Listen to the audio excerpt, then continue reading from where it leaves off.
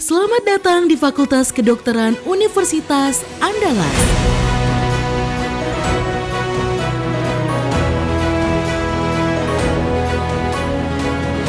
Pusat inovasi dan pendidikan kesehatan terkemuka di Indonesia. Dibangun pada tahun 1955, Fakultas Kedokteran Universitas Andalas telah melalui sejarah yang panjang dalam membangun serta mengembangkan pendidikan kedokteran di Indonesia. Assalamualaikum warahmatullahi wabarakatuh. Saya Fathiatul Khaira, dosen Departemen Ilmu Gizi Fakultas Kedokteran Universitas Andalas. Pada kesempatan ini saya akan memaparkan proses pembelajaran yang saya ampu pada mata kuliah Keterampilan Klinik 2 dengan fokus 3 aspek utama, yaitu delivery, interaction, dan assessment. Video ini sekaligus menjadi bagian penilaian kinerja dosen dalam program sertifikasi dosen. Pembelajaran preklinik di Fakultas Kedokteran memiliki karakteristik yang berbeda dibandingkan fakultas lainnya.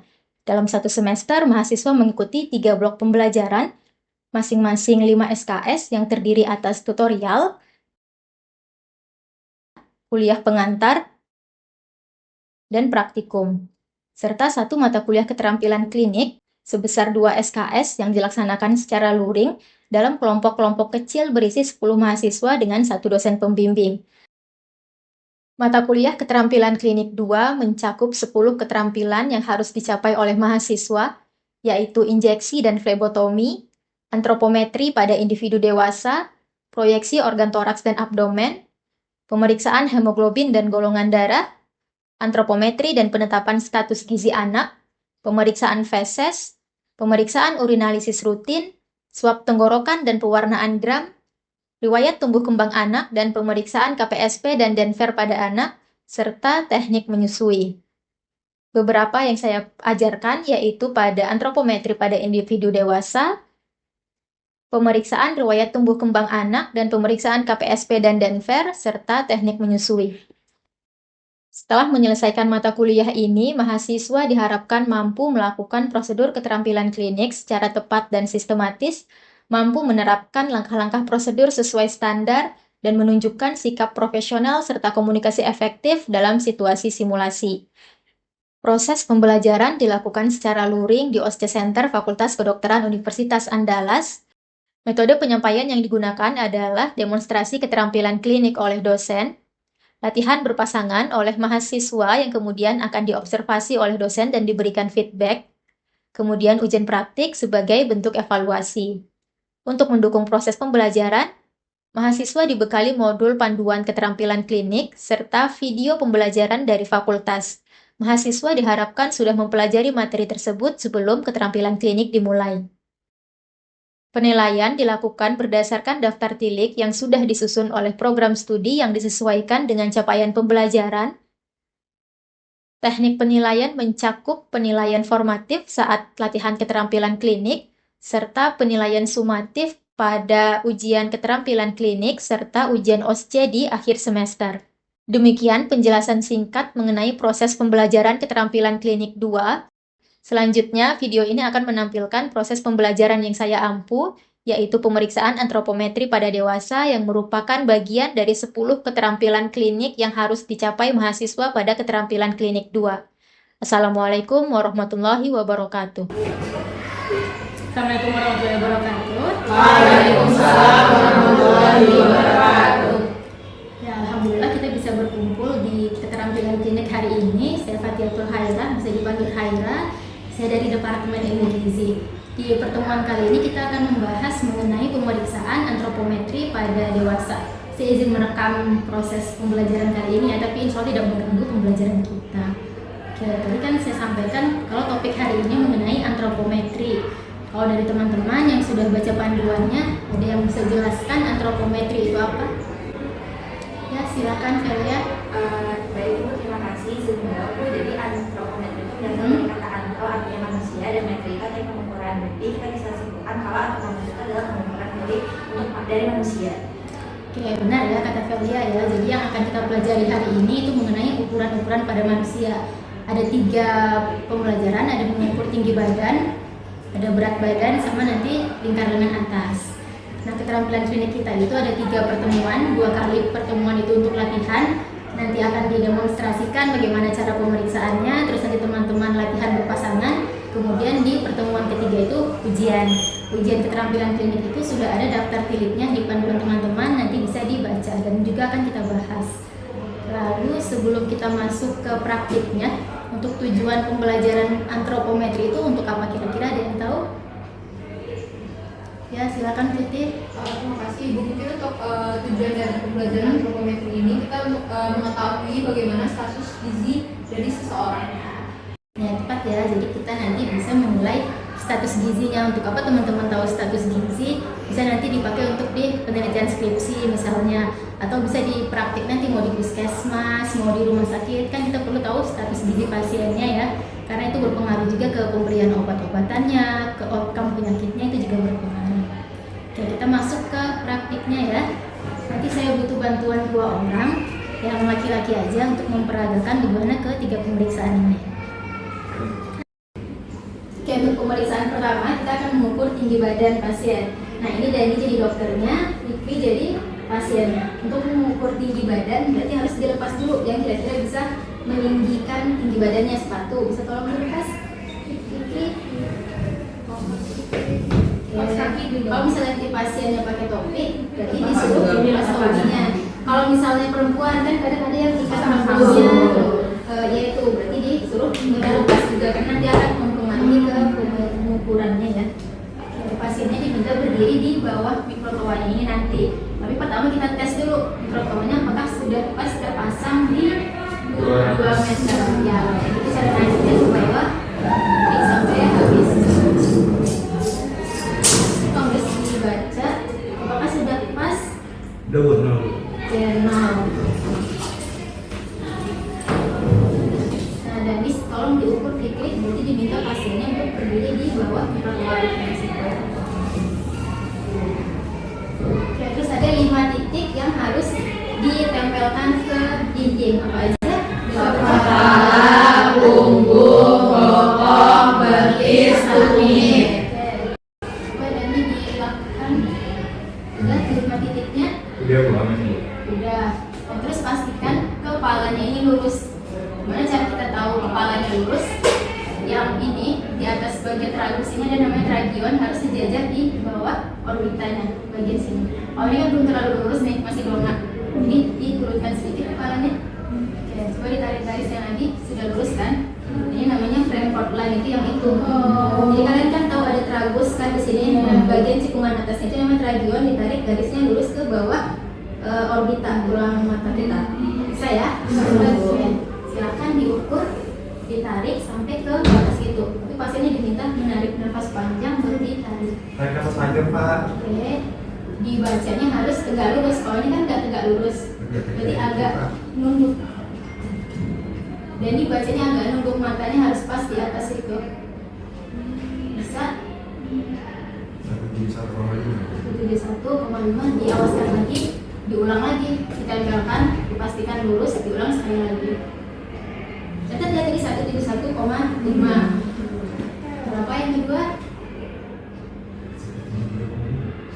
173,5. Bedanya berapa senti? Berarti 2 senti. Berarti ada yang kurang 4. Jadi kita lakukan pemeriksaan ketiga. Karena boleh itu berbedanya hanya 0,5 senti. Kalau lebih dari 0,5 senti kita lakukan pengukuran ketiga. Ulang lagi, tarik nafas, baru diukur lagi. Berapa? 173,5. 3,5. Tapi mungkin yang pertama yang kurang tepat ya. Jadi di rata-ratakan ketiganya 173,5 ditambah 171,5 ditambah 173,5 bagi 3. Bisa tolong dibantu berapa jadinya? 518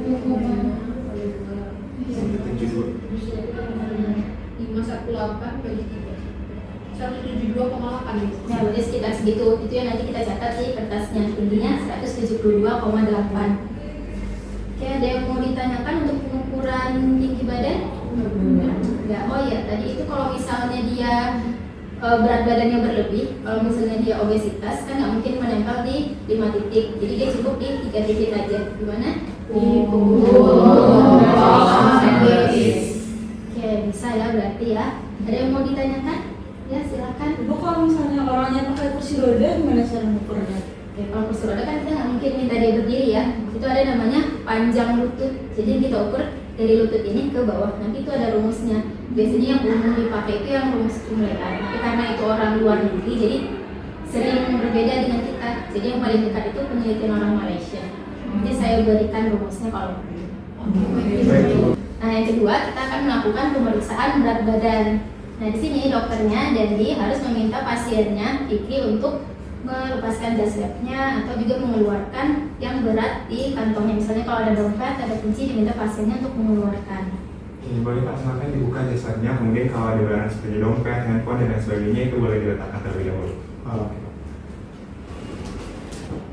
Ini ada dua jenis timbangan ya. Kalau ini yang digital, angkanya langsung keluar di sini. Atau ada yang jarum. Kalau jarum berarti teman-teman harus menyesuaikan dulu di sininya.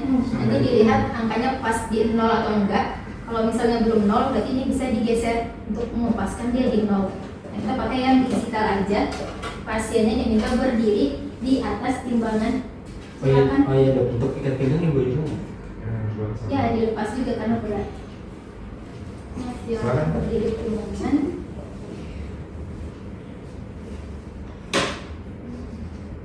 Dinyalakan dulu, diinjak sekali, dia nyala baru berdiri pasien. Pandangan mata ke depan Pak. Dengan posisi tubuh yang tegak. Nah, kalau angkanya udah berhenti tuh, baca berarti berapa angkanya? 74,8. 4,8. Hasilnya turun lagi, Sekali lagi. naik lagi dengan cara yang sama. Sampai.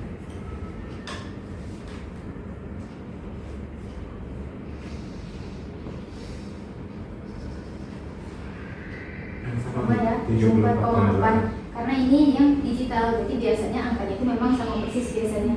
Tadi tidak, silakan turun. Tadi tinggi badannya berapa? 172,8. Berat badannya 74,8. Nah, kita di sini mau mengukur indeks massa tubuh. Nah, itu untuk menilai status gizi. Jadi kita bagi tadi berat badannya dibagi tinggi badan dalam meter, terus kita kuadrankan. Jadi kalau mau dicari pakai kalkulator, tadi kan 172,8.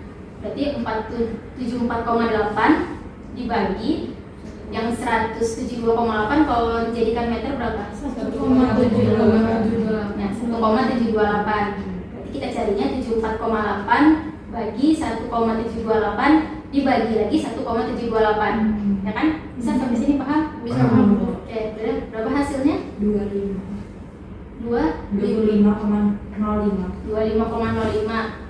Bisa dilihat di panduannya. Kalau 25,05 itu masuknya status gizi yang mana? Obesitas tingkat 1. Ya, obes 1 kan. Kalau misalnya untuk di Asia Pasifik itu memang lebih rendah kategorinya dibandingkan yang di global ya, dari WHO. Kita pakai yang WHO Asia Pasifik. Jadi kalau di kita kurang dari 18,5 itu masuknya ke gizi kurang kan, underweight. Kalau yang normalnya berapa? 15,5 sampai 22,9. Yang overweight Lebih besar dari 23. ya 23 sampai 24,9. Jadi di atas 25 itu sudah masuk ke obesitas. Sampai di sini ada yang mau ditanyakan? Ya, silakan. Izin bertanya Bu, kalau misalnya pasiennya itu berbaring Bu dan nggak bisa duduk juga nggak bisa berdiri, itu gimana cara mengukur berat badannya? Kayak cara mengukur berat badannya, yang pertama itu ada namanya bed scale, jadi timbangan besar gitu. Nanti pasiennya dipindahkan ke situ, kita bisa ukur dari situ. Tapi tidak semua rumah sakit punya. Jadi alternatifnya kita ukur lingkar lengan atasnya. Nanti dari lingkar lengan atas kita bisa ukur berat badan estimasi. Itu ada rumusnya. Kalau untuk yang laki-laki itu dia tinggi badan dia kan bisa ditanyakan ke pasien ya. Kalau tinggi badan kan jarang berubah. Tinggi badan dikurang 100 dikali berapa hasil lingkar lengan atasnya dibagi 25,7 untuk perempuan, dibagi 26,3 kalau untuk laki-laki. Nah, gimana cara mengukur lingkar lengan atas? Setelah ini nanti kita belajar. Bisa dipahami? Bisa, Bu. Terima kasih. Dan untuk pemeriksaan ketiga, kita mengukur lingkar lengan atas. Bisa menggunakan pita lila seperti ini ya. Yang bagian depan untuk yang wanita usia subur, yang bagian belakang untuk yang bayi. Kan ada lihat dua warna kan, ada yang merah, ada yang putih. Kalau misalnya dia dua warna merah itu artinya Baik. dia kurang energi kronis kan berarti. Jadi kalau untuk yang usia dewasa itu 2-3,5 batasnya. Baik, Bu. Oke. Kalau untuk mengukur itu pertama kita tanyakan dulu ke pasiennya tangan mana yang dominan dia gunakan. Nah silakan dan bisa ditanyakan ke Fikri. Oke Pak, untuk tangan yang digunakan biasanya yang lebih dominan itu yang kanan atau yang kiri Pak? Yang biasanya kan kanan Pak. Ya berarti kita melakukan pengukuran di tangan Yang kiri. kiri. Oke. Nanti kita minta dilepas dulu bajunya supaya nanti bisa dinaikkan lengan bajunya sampai ke bahu. Oke Pak, biar lebih efektif, mungkin bajunya bisa dilepas terlebih dahulu Pak. Kemudian kita mengukurnya di tangan yang mana? Kiri. Kiri. Nah ini silakan. Kalau pakai ini biasanya kalau untuk yang laki-laki tidak cukup karena kan bisa sampai 33 cm kan. Nah yang pertama di sari itu apanya yang di bagian sini namanya? Romeo. Jadi cari yang kita bisa letakkan dua jari kita di sini. Jadi memang bagian ujung ada. Jadi ini diangkat dulu ke atas sampai memang membuka bahunya. Ya diangkat lagi bisa ngambil sendiri. Ya, terus pasiennya diminta membentuk sudut siku-siku. Ya, cari yang dua, bisa kita letakkan dua jari kita di bagian ya di sekitar situ, dihitung dari situ maunya sampai ke ujung siku, bagian siku yang runcing. Oke, temannya ada pulpen? Ada. 39 dibagi 2. Ya 9 bagi 2 berapa? 19,5. Jadi tandai di 19,5. Silakan.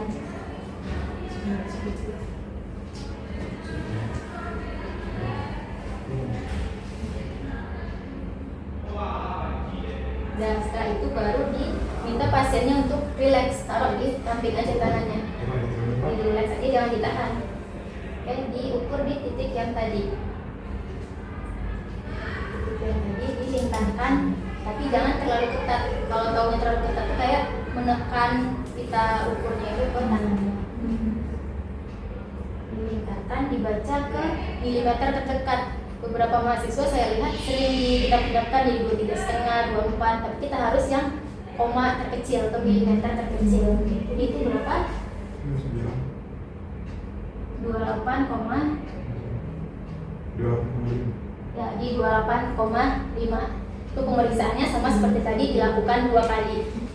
Jadi kalau untuk pengukuran seperti itu dilakukan 2 kali. Kalau perbedaannya lebih dari 0,5 cm berarti dia diulang yang ke 3 kalinya. Berarti kalau 28,5 itu kurang energi kronis atau tidak? Tidak. Berarti nanti di lembar penilaian pasiennya itu tertuliskan berarti lingkar lengan atasnya 28,5 tidak kurang energi kronis, seperti itu, tidak KEK. Ada yang mau ditanyakan? Ya silahkan. Izin bertanya Bu, apakah pengukuran darah itu bisa untuk laki-laki Bu? Soalnya di panduan itu cuma menyebutkan perempuan hamil sama anak.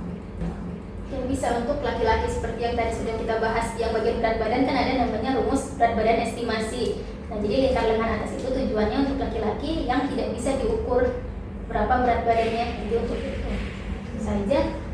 Oke, ada lagi? Oke, kalau tidak ada kita cukupkan ya berarti ya. Silakan nanti teman-teman berlatih dengan temannya berdua berlatih berpasangan. Oke, demikian tadi kita udah mengukur 3 pengukuran ya. Berat badan, tinggi badan, lingkar lengan atas. Nanti kita di pertemuan kedua masih ada latihan sekali lagi. Setelah itu baru kita ujian di pertemuan ketiga. Semoga bermanfaat pertemuan kita kali ini. Saya tutup sampai di sini. Assalamualaikum warahmatullahi wabarakatuh.